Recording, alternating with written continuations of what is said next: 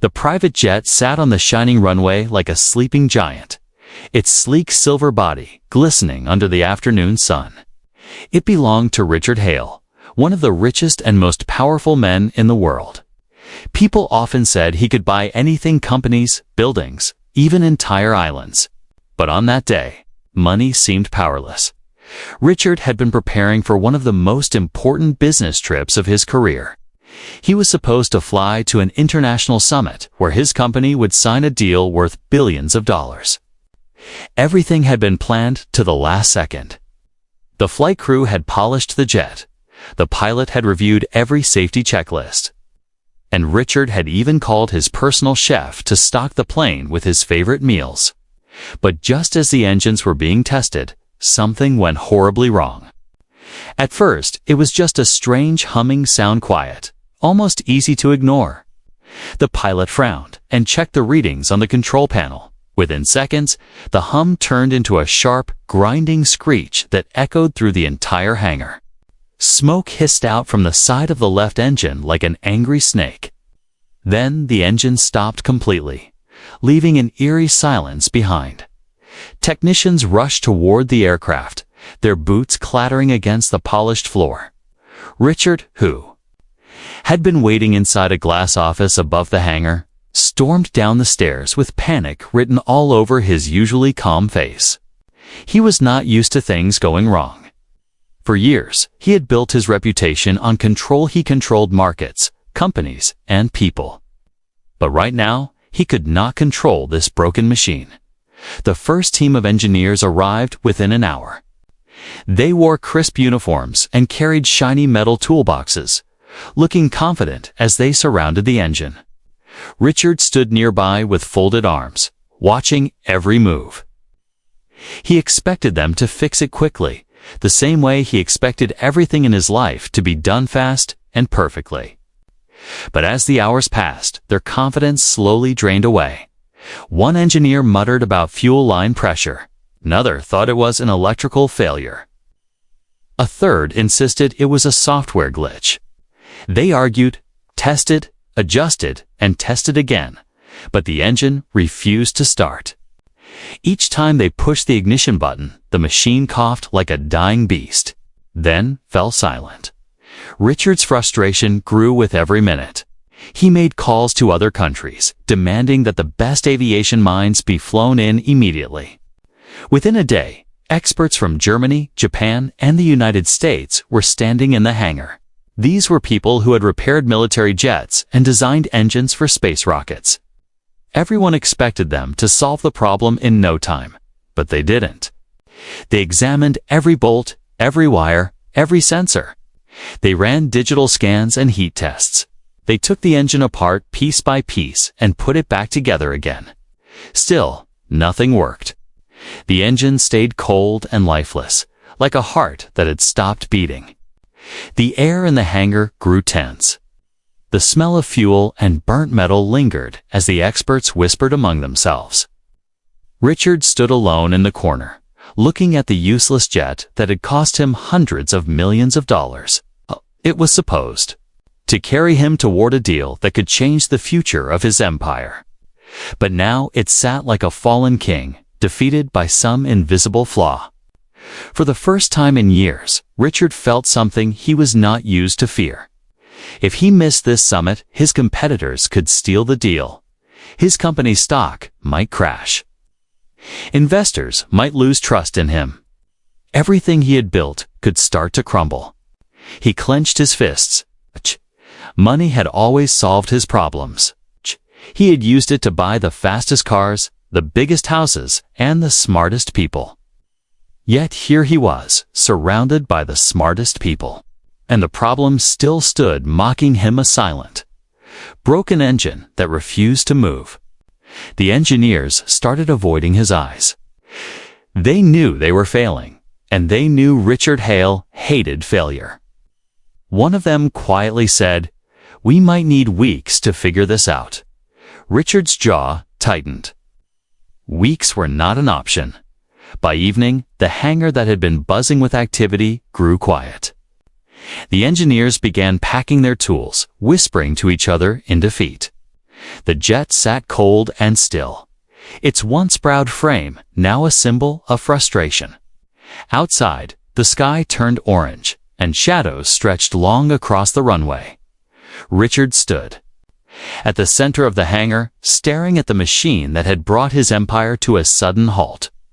He felt like the world was watching him, waiting to see if the mighty Richard Hale would finally lose.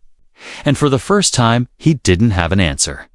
He didn't know that someone unexpected, someone invisible to his world, was watching too.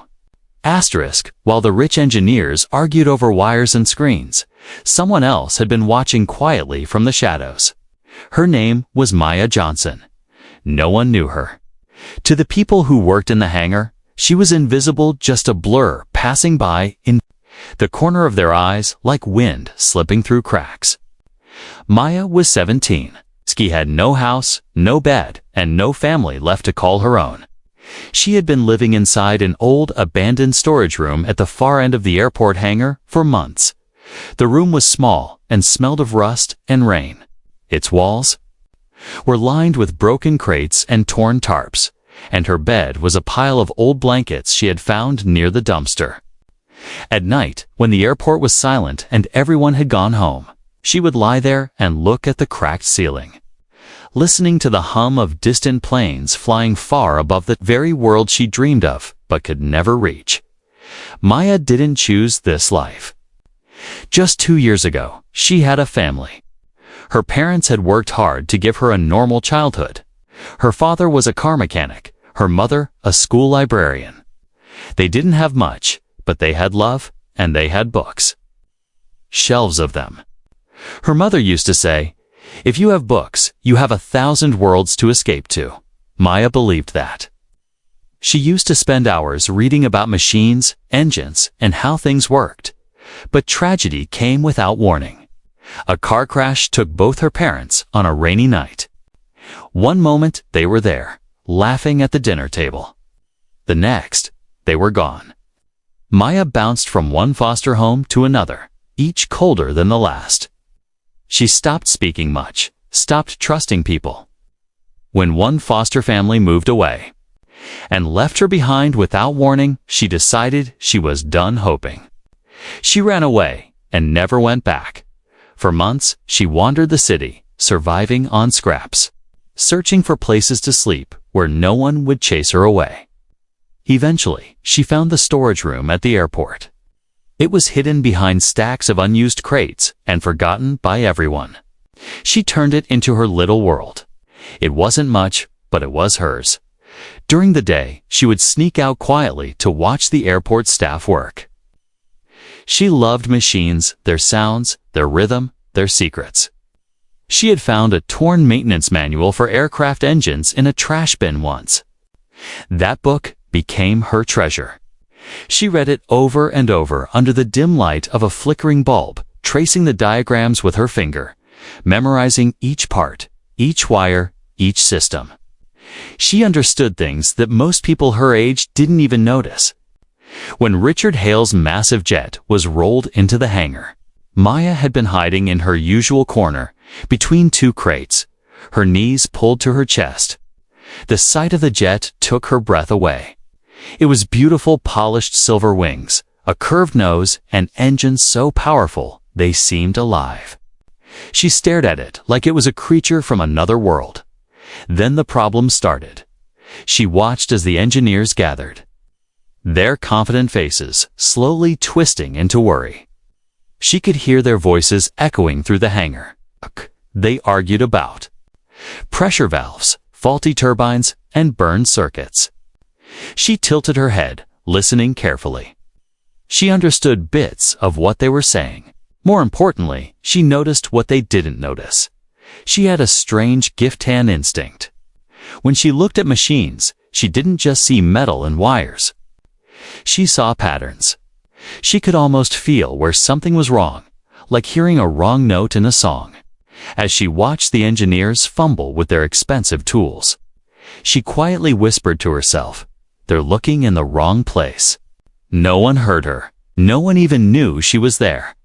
Hours passed. She didn't move. Her stomach growled with hunger, but she ignored it. She couldn't take her eyes off the jet. When the engine let out that loud screech earlier, something about the sound had caught her attention. It wasn't random. It was like a voice crying out from deep inside the machine. She replayed the sound in her head over and over, trying to understand what it was telling her. By nightfall, the engineers were exhausted and angry. They left in groups, their voices low with defeat. Richard Hale stood alone for a while, glaring at the dead engine before walking out with his phone pressed to his ear. Soon the hangar went quiet again. Maya stayed crouched in her hiding spot, her eyes wide and shining in the dim light. She wasn't just fascinated anymore, she was determined. Something inside her told her she could fix it. She didn't know why she felt so sure, but the thought wouldn't leave her mind. Still, she was just a homeless girl. To everyone else, she was nobody who would ever believe she could fix a billionaire's jet when even the world's best engineers couldn't. The idea sounded crazy. And yet, as she crawled back to her little storage room and curled up in her blanket, the thought followed her like a spark in the dark. What if I could?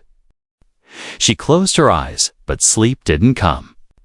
All night, she saw the engine in her mind, piece by piece, imagining how she would take it apart, where she would look first, what tools she could use. She imagined hearing it roar to life again. Imagined the look on everyone's faces, and somewhere deep in her heart, for the first time in years, a tiny voice whispered, "Maybe I'm not nobody after all." Long before she became the silent shadow in an airport hangar, Maya Johnson had been known as something else entirely, a wonder, when she was a little girl. Teachers called her a lightning mind. She could take apart old radios and put them back together by the time she was 9. In her neighborhood, broken bicycles and toasters were always brought to her instead of repair shops. She loved the feeling of solving things. While other kids played games, she spent hours with her father in his small car repair garage, learning the delicate language of engines. Her father, Samuel Johnson, wasn't rich, but he had golden hands and a gentle heart. He would let Maya sit on the workbench while he worked. "Every machine has a soul," he used to say, tightening bolts with his worn fingers. "If you listen closely, it will tell you what's wrong." Maya would close her eyes and listen. The humming of motors, the click of gears, the hiss of oil, these were lullabies to her. Her mother, Lillian, was the opposite of grease and noise. She was quiet, elegant, and endlessly patient, a librarian who smelled of old books and jasmine tea. She would bring home stacks of encyclopedias and let Maya stay up late to read. She taught Maya to see stories behind everything, even the coldest pieces of metal. "Machines," she said, "are just stories told in steel. If you learn to read them, you can make them speak again." Those evenings were warm and full of light. The little house always smelled of engine oil and fresh bread. Maya felt safe, loved, unstoppable. Then, one night changed everything. It was raining hard, the kind of rain that erases the world. They had gone out for dinner to celebrate Maya winning a city science contest. She had built a working model of a jet turbine out of recycled parts. And the judges had called her a future engineer. Her parents were proud. They laughed as they drove home through the blur of headlights and water. Then, truck ran a red light. Maya remembered the flash of white, the scream of twisting metal, and the sound of breaking glass.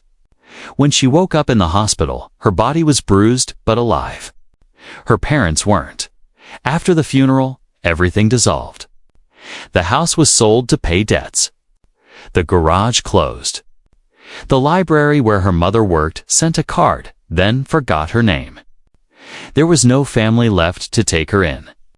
She was placed into foster care like a puzzle piece no one could figure out where to fit. At first, she tried to be hopeful. She tried to smile at the families she was sent to, tried to be helpful and invisible at the same time, but it was never enough. Some families were too busy to notice her. Some were kind at first and then cold. One woman locked away her tools, saying, "Girls don't need to touch things like that." Maya stopped talking much. She stopped showing them her drawings of engines. She stopped trusting that anyone would stay. When she was 15, one of the families moved to another city. They packed their things, loaded the truck, and simply didn't come back for her. The social worker didn't even apologize. She just said, "We'll find somewhere else for you." That night, Maya walked away. She walked through the city with nothing but a backpack of broken dreams. For weeks, she drifted from one place to another, sleeping in parks, on benches, under bridges. The world turned gray and hard. She grew used to being invisible, used to people looking past her like she was air. But she never let go of one thing: her love for machines. She found scraps behind repair shops and built little models from them. She read every manual she could find in trash bins.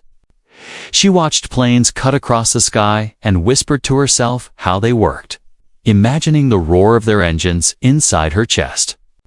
She was alone, but her mind stayed alive, burning like a hidden ember under cold ash. When she finally found the abandoned storage room at the airport, it felt like fate. It was dusty and silent, but from its small window, she could see the runway lights glittering at night like stars. She would lie awake and imagine herself flying above the world, where pain couldn't reach her yet. Despite all her brilliance, no one saw her. No one asked where she came from or what she could do.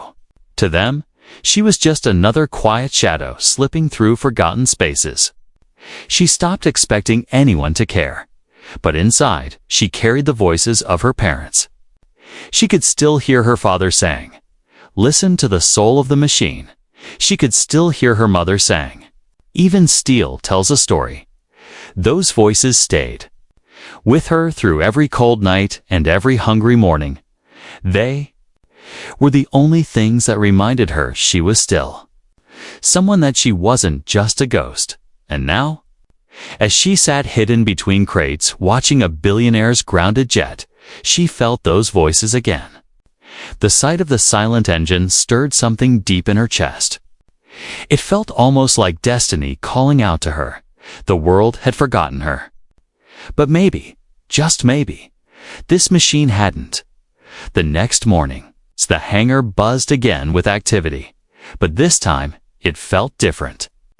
The air carried a strange tension, like a storm trapped under glass. Engineers from different countries shuffled in with new blueprints and heavier toolboxes, speaking in low voices. Their eyes were tired. The smell of burnt fuel and disappointment still lingered in the air. Maya had been awake all night. She had barely blinked. Instead, she had replayed the engine's screeching sound over and over in her mind like a haunting melody, pulling it apart, analyzing every pitch and tone. She had traced diagrams in the dust with her finger, imagining each blade of the turbine, each fuel valve, each wire buried inside the metal heart of the machine. She was scared, terrified even. But stronger than her fear was something she hadn't felt in a long time: purpose. From her hiding spot between two cargo crates, she watched Richard Hale walk in, surrounded by his assistants, his polished shoes echoing like gunshots against the floor.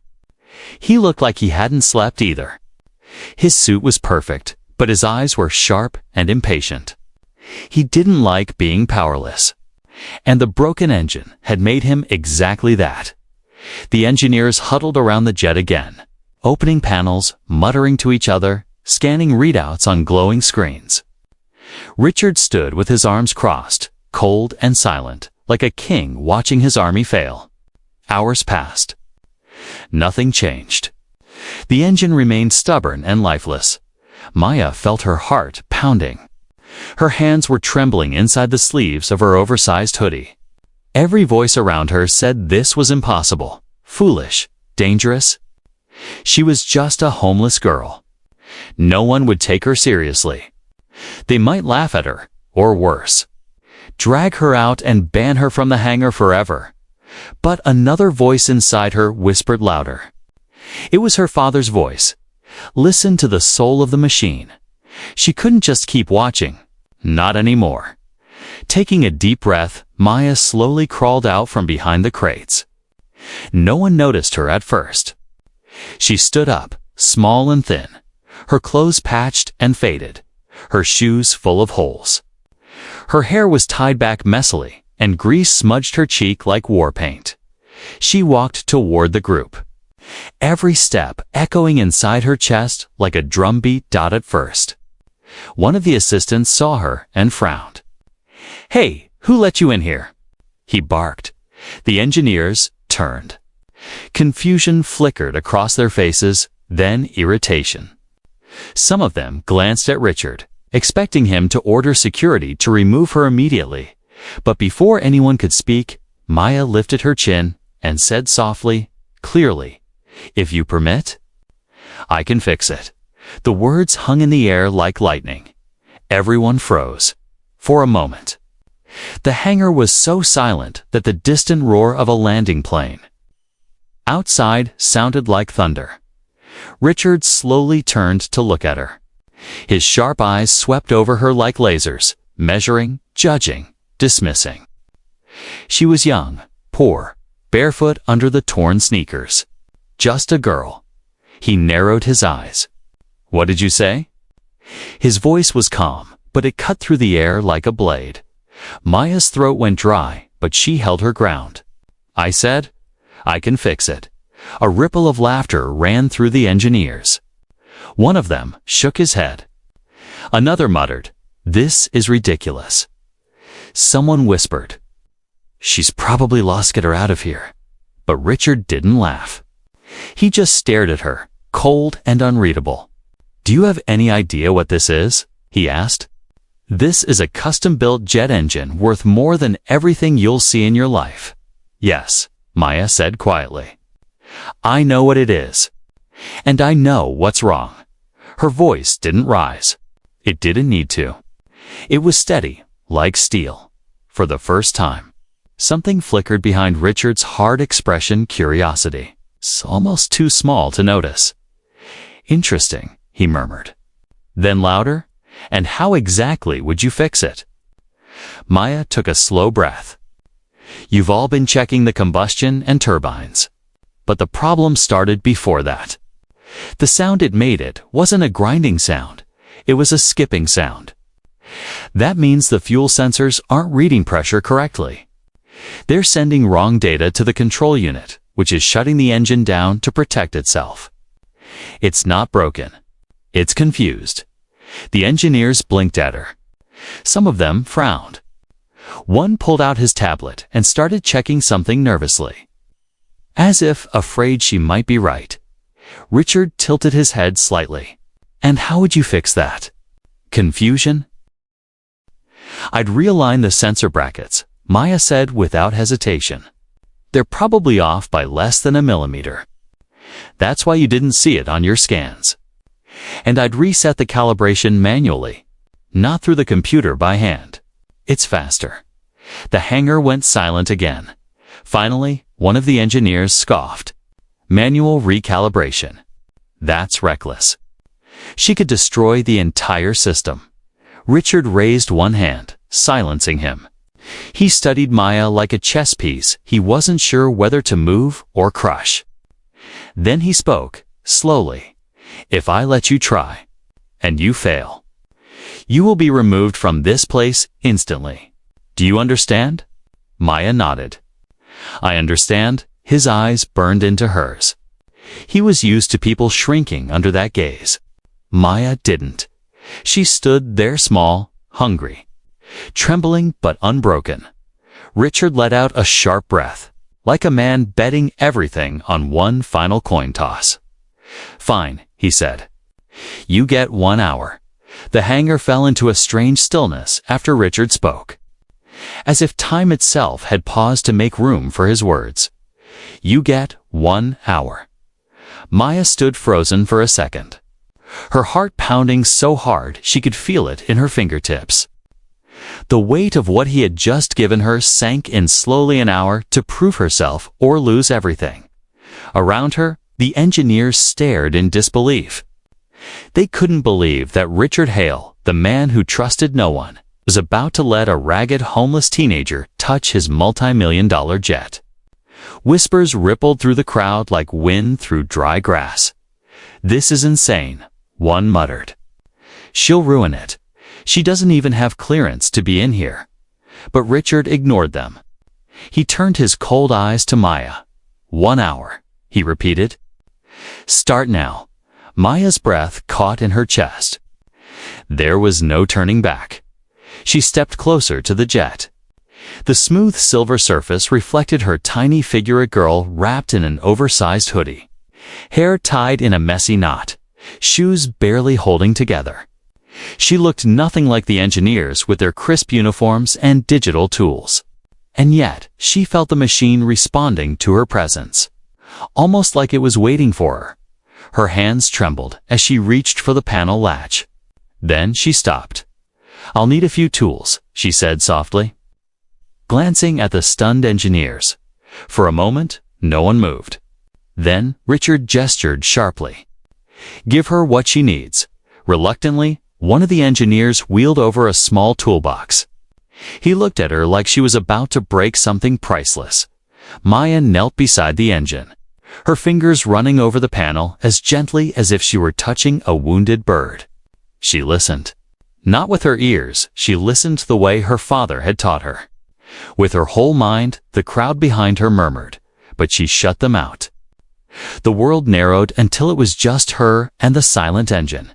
She unscrewed the outer panel and exposed the complex maze of wires and metal veins inside. The air smelled of oil and warm metal. Most people would have seen chaos. Maya saw a map she already knew. Her fingers moved quickly but carefully. She checked each sensor line one by one, following them like a trail of breadcrumbs. The engineers had used scanners and computers. Maya used instinct, her strange gift for feeling where something didn't belong. Minutes passed.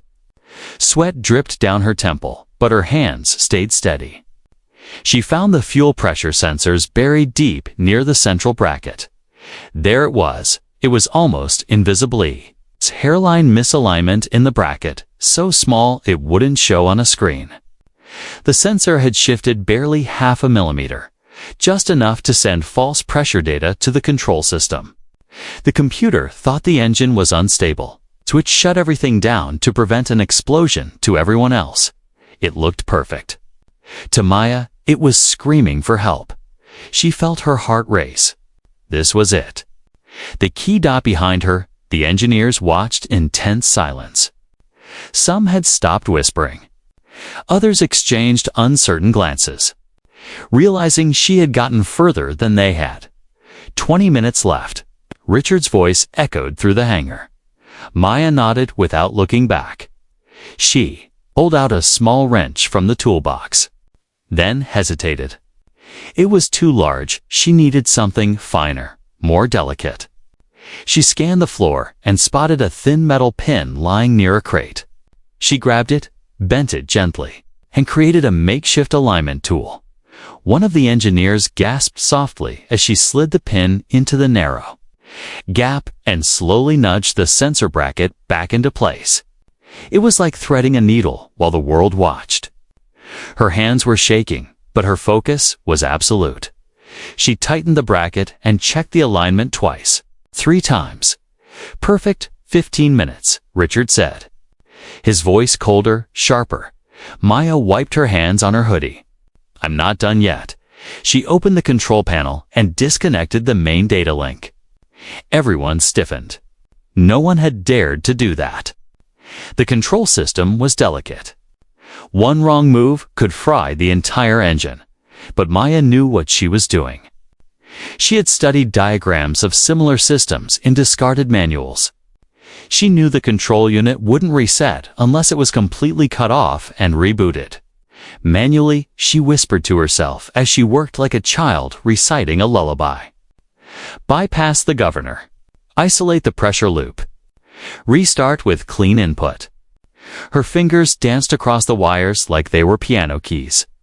10 minutes, Richard warned. Almost done, she reconnected the data link, tightened the final bolt, and stepped back. Her heart was thundering, her body trembling, but her eyes were bright, almost glowing. "Try it now," she said quietly. Everyone turned to Richard. He raised an eyebrow, then nodded at the chief pilot. The pilot swallowed hard and climbed into the cockpit. The hangar held its breath. The pilot flipped the ignition. For a second, nothing happened. Then the engine coughed once, twice, then roared to life with a deep, powerful thunder that shook the floor. The sound was smooth, rich, alive. The blue exhaust flames glowed like a dragon awakening. The engineer's jaws dropped. Maya just stood there, exhausted, covered in grease and sweat, staring at the engine like it was an old friend finally opening its eyes again. The hangar exploded with noise. Engineers shouted in disbelief. Some clapped. Some just stared at her like she was something not quite human. Richard Hale said nothing. He only watched her, his sharp eyes unreadable, but there was something new in them. Not doubt, not anger. Something closer to awe. The roar of the engine filled the hangar like the heartbeat of a giant coming back to life. Blue flames curled from the exhaust vents, steady and strong, casting flickering light across the stunned faces of the engineers. The jet's silver skin trembled under the force, the air vibrating with raw power. It was working perfectly, beautifully, impossibly. For a long moment, no one moved. Maya stood completely still, her small frame framed by the glow of the awakened machine. Her hoodie was smudged with grease, her hair stuck to her forehead with sweat, but her eyes were bright as fire. She looked like a storm wrapped in skin. The chief pilot's voice cracked through the speaker from the cockpit. "Engine pressure stable. RPM normal. No fault codes." She actually did it. Those words broke the spell. Gasps rose like waves. Engineers who had spent their entire careers mastering machines stepped forward, jaws open, trying to understand how a girl who owned nothing, no degree, no badge, no name in their world had done what they could not. She realigned the sensor manually. One whispered, "That's impossible." "We checked it 10 times. She bypassed the control unit by hand. She fixed it." The words passed from mouth to mouth. Soft at first, then louder, as disbelief turned to shock. And shock turned to wonder. Richard Hale remained silent, standing apart from the crowd. His sharp eyes locked on Maya. His jaw was set, but his gaze had changed. It was no longer cold and distant, it was something fiercer, like the look of a man watching the ground shift under his feet. Maya didn't bask in their stares. She only stepped closer to the engine, listening to its clean, even rhythm, and gently laid her hand on the metal surface. It hummed beneath her palm like a living thing. A tiny smile touched her lips, tired, quiet, proud. For a second, she wasn't the invisible girl hiding in the shadows of the world. She was the girl who brought a sleeping dragon back to life. The chief pilot shut down the engine, and silence slowly crept back into the hangar, heavy and electric. Everyone turned toward her, waiting for her to explain how she had done it, what secret she had used. Maya pulled her hand away from the jet and turned to face them. Her voice was soft, but it carried through the still air. "It wasn't broken," she said. "It was just scared." Confusion rippled through the crowd. She pointed toward the side panel she had opened. The sensors were misaligned. They were reading false pressure, so the system thought something dangerous was happening. It shut everything down to protect itself. The engine wasn't failing. It was protecting itself from something that wasn't real. Her words were simple, yet they cut deeper than any of their complex theories. One of the senior engineers rubbed his face, shaking his head. "I've been working on turbines for 30 years. I've never seen anything like that." "That's because you weren't listening," Maya said quietly. "You were only looking. The room fell silent again. But this silence was different, softer, awed. Richard's voice finally broke through. "Everyone, out." The engineers hesitated, confused.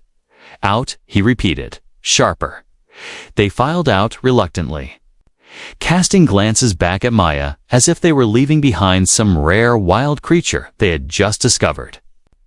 The massive hangar doors thudded shut behind them, leaving only Maya, Richard, and the jet.